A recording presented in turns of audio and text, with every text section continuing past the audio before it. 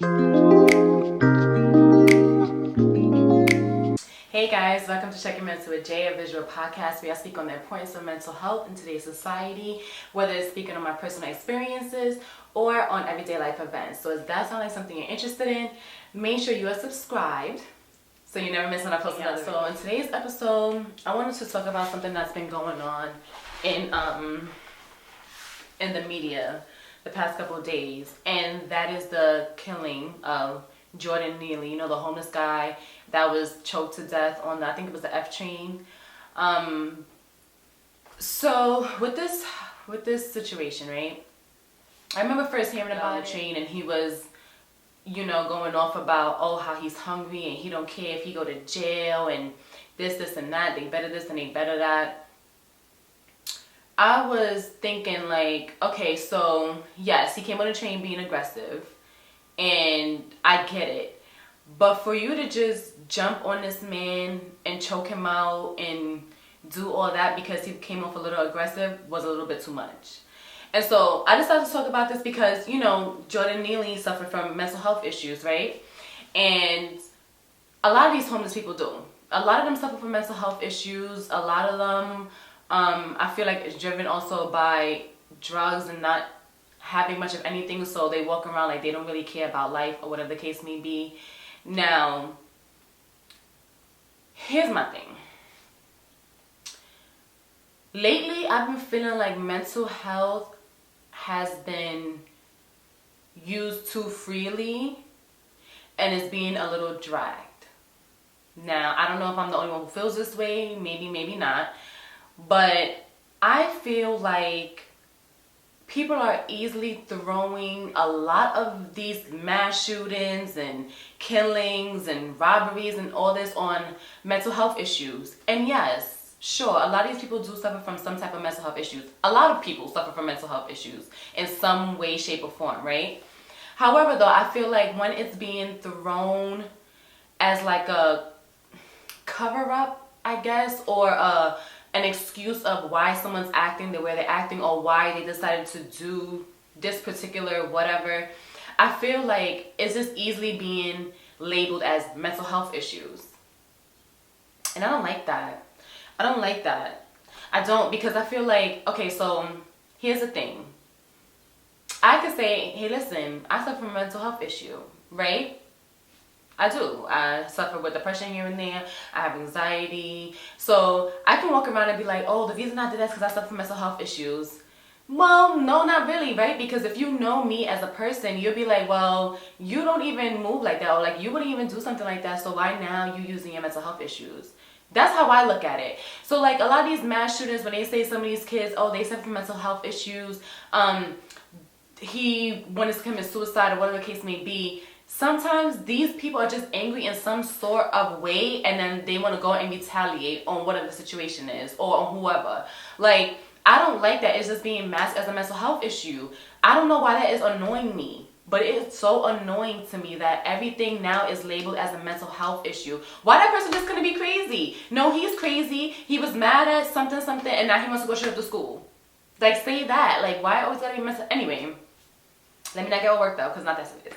But it annoys me. It bothers me and it annoys me. And honestly, I feel like, listen, yes, there are resources out here for mental health and for people with mental health issues, but it's not enough. And it's also not being easily accessed, meaning where it's not covered by a lot of our insurances. A lot of it is not cheap.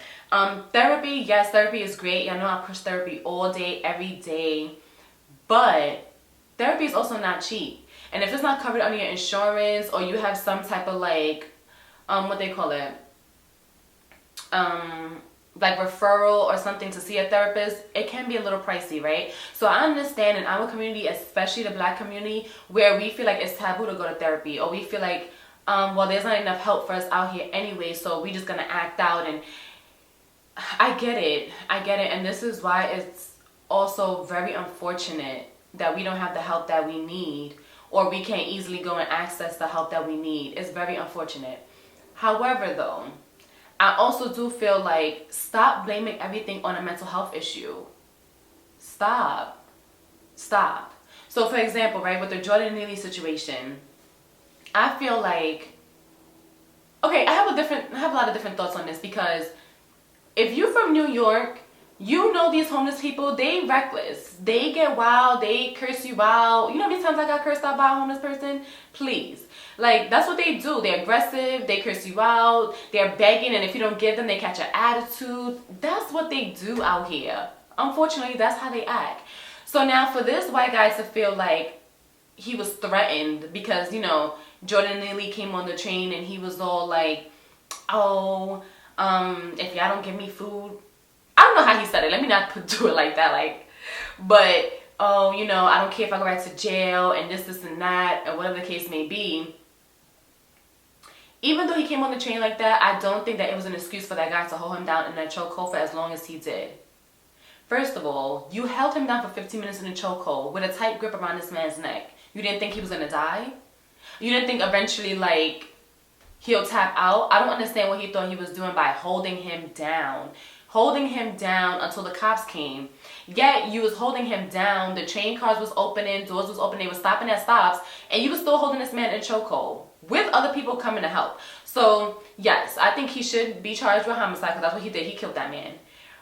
If that guy wasn't physically going up to you and smacking things out your hands or putting his finger in your face or really being aggressive, let him say whatever he wanted to say and let him go about his business.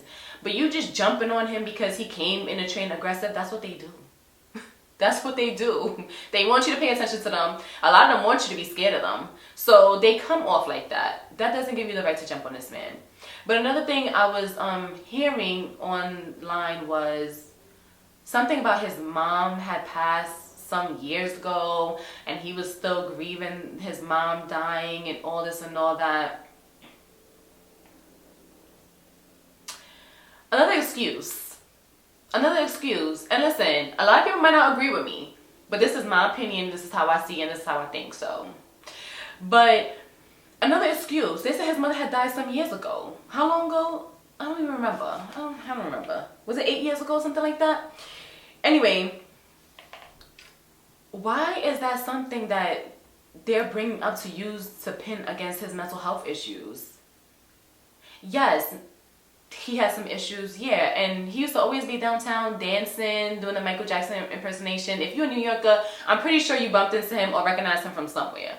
But I just feel like they were trying to pin too much things to be like, oh, his mental illness, kind of like, not that he deserved to be treated the way he was because of his mental illness, but I also feel like, well, he was mentally ill, so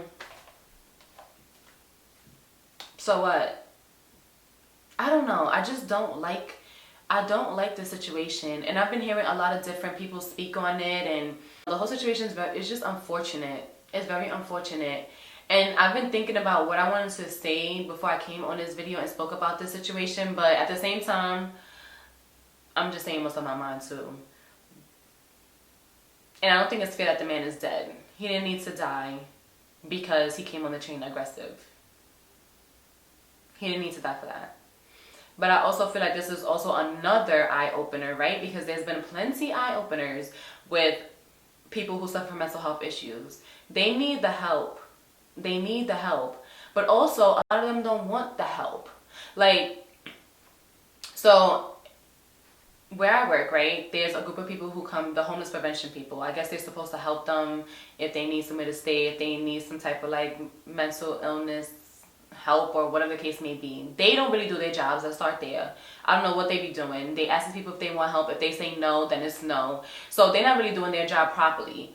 However, that's another example of people are saying, or not even people, but like the city are saying that they're helping these people to get better, and oh, we're gonna start putting therapists and psychologists on these train stations, and we're gonna start putting nurses and all that. BS. All that is just for the media, because being down there and seeing what's really going on, they're not doing that. They're not really helping these people, and a lot of these people don't want the help. You know how many times I've seen them ask these homeless people, oh, need me to help you, and they get cursed out. They get threatened, they get cursed out. Oh, I don't want your help, I don't, nothing wrong with me, da, da, da. I see it all the time. So that's another thing too, that even if you want to help these people, a lot of them don't want to be helped. A lot of them don't care to get out their situation. A lot of them don't think they have any type of issue. They just feel like they just living their life and you bothering them. So it's a very thin line between wanting to help the mental illness people and letting them do whatever it is. I feel like sometimes mental illness is being used as a blanket to throw over a lot of these situations that's happening around the world. Yes, people suffer from mental health issues. Yes, to different severity. I agree.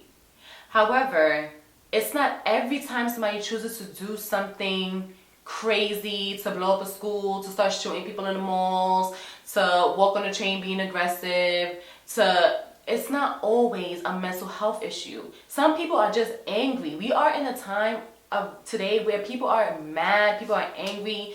A lot of people's lives have been thrown upside down ever since COVID. Like, it's not necessarily mental health issues. Y'all are dragging the mental health thing. Y'all are dragging it.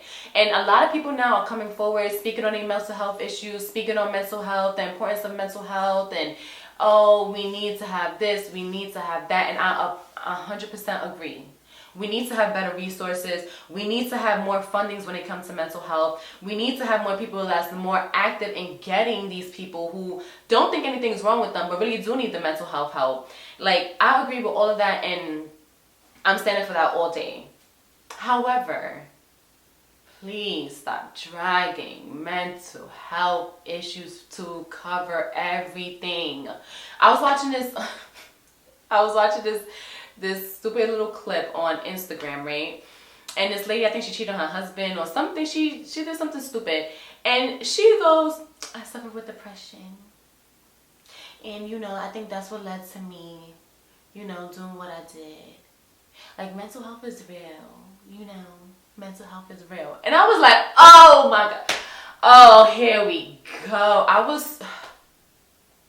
Stop blaming mental health issues for every little idiotic thing that y'all decided to do, yo. For real. And yes, a lot of these people do, like I said, I'm gonna repeat myself again, a lot of these people do suffer with something, right? But it's a lot of it that's coming, it's anger. People are angry, people are mad, people are not knowing how to cope with certain situations that they're going through. Yes, but say that.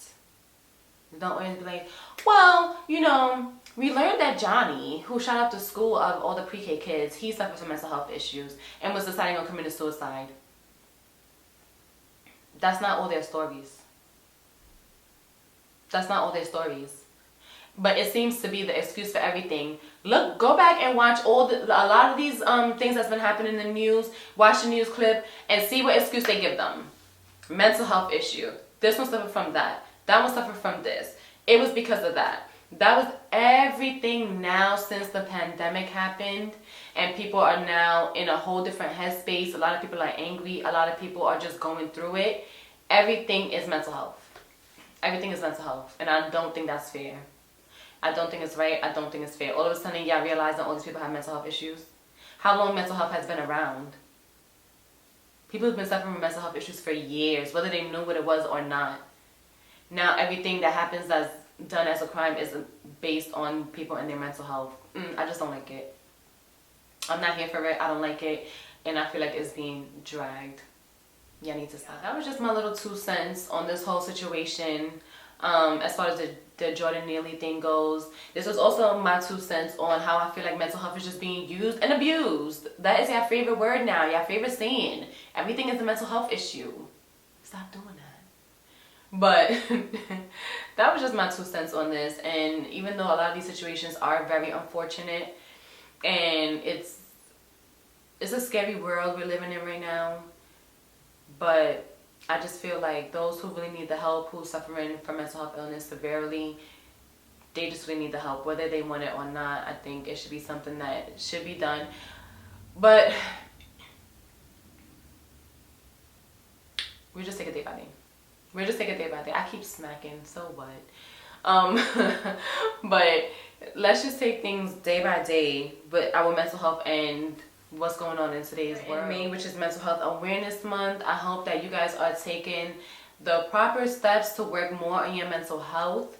Make sure you guys are using these resources. There's tons of websites that you guys can go on to take quizzes to find out what exactly your symptoms are, to, you know, seek a therapist. There's a lot of like discounts that they're going on now with therapy and finding a good therapist.